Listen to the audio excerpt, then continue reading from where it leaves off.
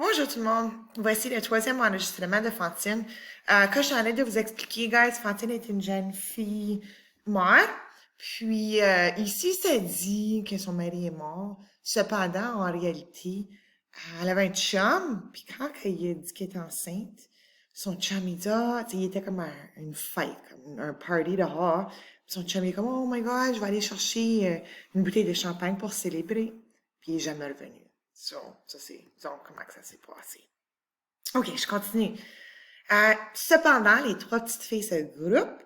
Une petite bête vient de sortir de terre. Et elles ont peur. Et elles sont intéressées en même temps. Leurs fronts heureux se touchent. Les enfants, s'écrie la mère Thénardier, se connaissent tout de suite. On dirait trois sœurs.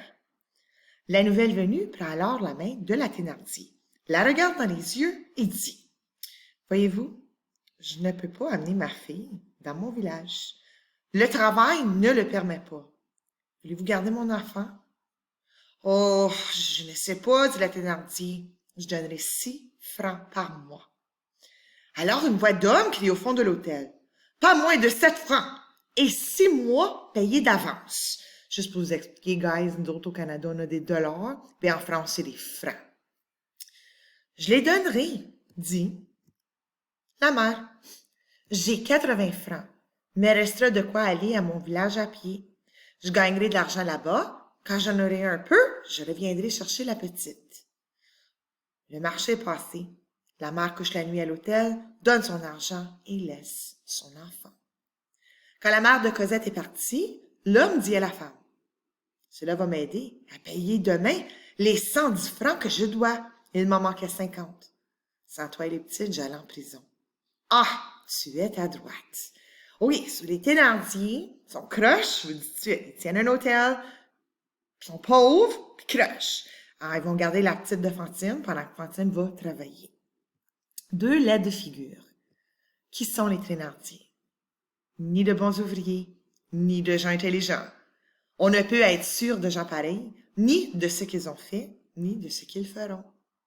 Ce Thénardier raconte qu'il a été soldat, qu'il a fait la guerre en 1815 et qu'il a sauvé un colonel. Il a sauvé quelqu'un. Okay. Madame Thénardier, elle, lit des livres d'amour bête et elle a appelé ses 2 filles, Éponine et Azelma.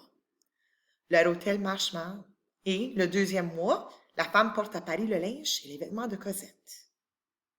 Elle reçoit 60 francs et habille l'enfant, qui n'a plus de linge ni de vêtements, avec les vieilles jupes et les vieilles chemises de petite Thénardier. On lui donne à manger les restes de tout le monde. Un peu mieux que le chien, un peu plus mal que le chat. So est allé y acheter des vêtements, avec l'argent que la mère elle en va envoyer, mais elle prend ces vêtements-là pour ses propres filles. Puis les vieux vêtements que ses filles portaient, elle les donne à Cosette. Comme on le verra plus tard, la mère, qui a trouvé du travail à Montreuil-sur-Mer, écrit, ou pour mieux dire, fait écrire tous les mois pour avoir des nouvelles de son enfant. Les Thénardier répondent chaque fois « Cosette va très bien ». Les 6 premiers mois passés, la mère envoie 7 francs pour le 7e mois, puis continue ses envois de mois en mois. L'année n'est pas finie que le Thénardier dit « Nous n'en avons pas assez avec 7 francs » et il lui en demande 10. La mère croit que son enfant est heureuse et envoie les 10 francs. Certaines femmes ne peuvent aimer d'un côté sans haïr de l'autre. La mère Thénardier aime ses 2 filles et va haïr l'étrangère. Voilà où peut conduire l'amour d'une mère. Cosette tient bien peu de place. Pourtant, cette mère trouve que c'est encore une place prise à ses filles et Cosette ne fait pas un mouvement sans recevoir des coups. So, elle se fait frapper. La Thénardier étant méchante pour Cosette, Éponine et Azelma, ses filles, sont méchantes aussi. Les enfants à cet âge sont sont leurs parents en plus petit. Une année passe, puis une autre. On dit dans le village, « Ah, ces Thénardier sont de braves gens. Ils ne sont pas riches et cependant, ils élèvent une pauvre enfant qu'on a laissé chez eux. » On croit cette Cosette oubliée par sa mère. Peu à peu, l'enfant devient la servante de la maison. On lui fait balayer les chambres, la cour, la rue, laver les assiettes, porter les paquets. La mère, restée à Montreuil-sur-Mer, commence à mal payer. Cosette, si jolie et si fraîche à son arrivée dans cette maison, est maintenant maigre et jaune. Elle a toujours l'air d'avoir peur. Chapitre 4. On rencontre un nouveau personnage, Monsieur Madeleine. Cette mère, qui, pour les gens de Montfermeil, semble avoir oublié son enfant, que devient-elle? Que fait-elle? Après avoir laissé sa petite Cosette au Thénardier, elle a continué son chemin, puis est arrivée à Montreuil-sur-Mer. Cette ville a bien changé depuis une dizaine d'années. Vers la fin de 1818, un homme, un inconnu, est venu. Et en moins de 3 ans, il est devenu riche et il a rendu tout le monde riche. Grâce à lui, Montreuil-sur-Mer est devenue une ville d'affaires qui commerce jusqu'à Londres, Madrid et Berlin. So c'est un business town maintenant. Okay? Un homme, un inconnu, il est venu tout changer ça. Le père Madeleine gagne beaucoup d'argent. Et la deuxième année, il construit une grande usine. Ceux qui ont faim peuvent s'y présenter. Ils sont sûrs de trouver là du travail. On ne sait rien du passé de cet homme. On raconte qu'il est venu dans la ville avec peu d'argent, quelques centaines de francs au plus, et qu'il avait les vêtements et la façon de parler d'un ouvrier. Il paraît que le jour où il a fait son entrée, dans la petite ville, le sac au dos et le bâton à la main, le feu a pris à la mairie. Il s'est jeté dans le feu. Il a sauvé les 2 enfants d'un gendarme. Et ils n'ont pas pensé à lui demander d'explication. Depuis, on a su son nom. Il s'appelle le père Madeleine. C'est un homme d'environ 50 ans qui a l'air sérieux et qui est bon. Voilà tout ce qu'on peut dire. OK, je ne veux pas dévoiler rien, mais je ne sais pas si vous avez vraiment aussi sur des indices dans ce que je viens de lire, sur qui est cette personne-là, mais je ne dis pas rien. Hein? En 1820, 5 ans après son arrivée à Montreuil-sur-Mer, le roi le nomme maire de la ville. Il refuse, mais on le prie, tant qu'il doit dire oui. C'est une vieille femme du peuple qui l'a décidé. Elle lui a crié « Un bon maire, c'est utile. Est-ce qu'on recule devant le bien qu'on peut faire? » Le père Madeleine est devenu Monsieur Madeleine. Monsieur Madeleine devient Monsieur le maire. Il reste aussi simple que le premier jour. Il a les cheveux gris, l'œil sérieux, la peau dure de l'ouvrier. Il porte habituellement un grand chapeau, puis une veste longue de drap. Il remplit ses devoirs de maire, mais en dehors de la mairie, il vit seul. Il parle peu à peu.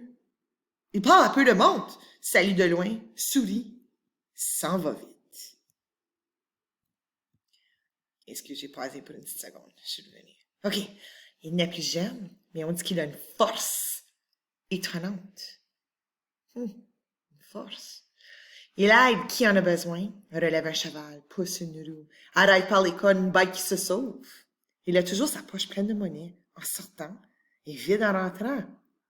Quand il passe dans un village, les enfants courent joyeusement vers lui et l'entourent. Il fait beaucoup de bonnes choses en se cachant, comme on se cache pour les mauvaises. Il est aimable et triste. Le peuple dit, voilà un riche qui n'a pas de la content. Quelques-uns racontent qu'on n'entre jamais dans sa chambre où il y a seulement un lit de fer, une chaise et une table de bois blanc. Pour d'autres, il a de grandes sommes chez Laffitte. Il a demandé qu'il puisse toujours les emporter en quelques minutes. En fait, ces millions sont seulement 630 ou 40 000 francs. Il est bien, comment je peux dire ça, mystérieux, disons. Javert. Qui est Javert? Ah, ben, si vous avez regardé le diaporama, vous savez que Javert est un policier. Comme tous les hommes qui réussissent, M. Madeleine n'a d'abord pas aimé. Mais il arrive un moment où ce mot, M. le maire, est dit à Montreuil-sur-Mer comme cet autre mot, Monseigneur l'évêque, était dit à Digne en 1813. On vient de 40 kilomètres lui demander conseil. Un seul homme dans le pays refuse son amitié à M. Madeleine. Souvent, quand ce dernier passe dans la rue, entouré de ses amis, un homme grand, portant une veste grise, armé d'un bâton, se retourne et le suit des yeux. Il remue lentement la tête et pense. Mais qu'est-ce que c'est cet homme-là? Sûrement, je l'ai vu. Il ne me trompe pas. Cet homme se nomme Javert et il est de la police. Javert a un gros nez plat, 2 trous dans le nez, autour, sur les joues, beaucoup de poils. Quand il rit, ce qui est rare et terrible, ses lèvres minces s'ouvrent et laissent voir toutes ses dents. Sa peau fait des plis autour du nez, il a l'air d'une bête. Il est sérieux, rêveur et triste. Son regard est froid comme la lame d'un couteau. Il travaille jour et nuit. Il est policier comme on est prêtre. Pour lui, un agent du gouvernement, aussi petit soit-il, ne peut se tromper. Et rien de bon ne peut sortir de quelqu'un qui a fait la faute la plus légère. Il est hardcore, Javert. Malheur à qui tombe sous sa main, il arrêterait son père ou sa mère. Et avec joie. OK, over the top.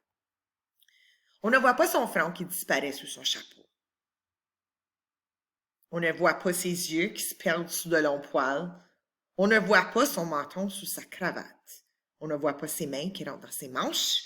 On ne voit pas le bâton qu'il porte d'habitude sous la veste. Il est couleur de mur. Mais tout à coup, sortent de l'ombre un front étroit, un regard d'ennemi, un menton méchant, des grosses mains et un bâton, c'est Javert. Javert est comme un œil planté sur M. Madeleine. Celui-ci finit par s'en apercevoir, mais il semble qu'il s'en moque. Il porte sans paraître faire attention, ce regard gênant et presque lourd. Il est bon avec cet homme comme il est bon avec tout le monde. Ce Javert est weird. M. Madeleine s'en ressent. Le père Fauchelevent. M. Madeleine passe un matin dans une petite rue de Montreuil-sur-Mer. Il entend un bruit et voit un groupe. Il y va. Un vieil homme, nommé le père Fauchelevent, vient de tomber sous sa voiture. Le cheval est lui aussi à terre. Le cheval a les 2 jambes cassées, puis ne peut pas se relever. Le vieil homme est pris en des roues. Toute la voiture pèse sur sa poitrine et elle est lourdement chargée. Le père Fauchelevent pousse des cris. On essaie de le tirer, impossible. Une aide ou un effort maladroit peuvent le tuer. Pour le sauver, il faut soulever la voiture par-dessous. Javert, qui était là au moment de l'accident, a renvoyé chercher un cric. Jack. M. Madeleine y arrive. On lui. Mais là, fais place avec respect. À l'aide! Crie le vieux Fauchelevent. M. Madeleine se tourne vers les hommes qui l'entourent. A-t-on un cric? On est allé en chercher un, répond un paysan, mais il faudra un bon quart d'heure pour l'amener. Un quart d'heure? S'écrie M. Madeleine. Il est impossible d'attendre un quart d'heure. Il y a encore assez de place pour la voiture pour qu'un homme passe, la soulève avec son dos. Une demi-minute seulement. On tire là le pauvre homme. Quelqu'un veut-il gagner 5 pièces d'or? Personne ne remue. 10 pièces d'or? Dit Madeleine. Les hommes baissent leurs yeux. L'un d'eux dit à voix basse. On peut se faire écraser. Allons, recommence Madeleine. 20 pièces d'or. Même silence. Il voudrait bien, dit une voix. Madeleine se retourne puis reconnaît Javert. Il ne l'a pas aperçu en arrivant. Javert continue. La force leur manque. Il faudra être terriblement fort pour lever une voiture aussi lourde sur son dos. Il s'arrête, puis il reprend en regardant M. Madeleine et en pesant chaque mot. M. Madeleine, moi j'ai connu un seul homme qui pouvait faire ce que vous demandez là. Sans quitter Madeleine des yeux, il ajoute, c'est un prisonnier. Ah, dit Madeleine, de Toulon. Cependant, la voiture continue d'entrer dans le sol lentement. Madeleine regarde autour de lui et dit, personne ne veut donc gagner 20 pièces d'or et sauver la vie de ce pauvre vieux? Aucun des hommes ne remue. Javert reprend. Je vous l'ai dit, un seul homme pouvait remplacer un cric. C'était un prisonnier. J'arrête puis je continue, OK? 4e enregistrement.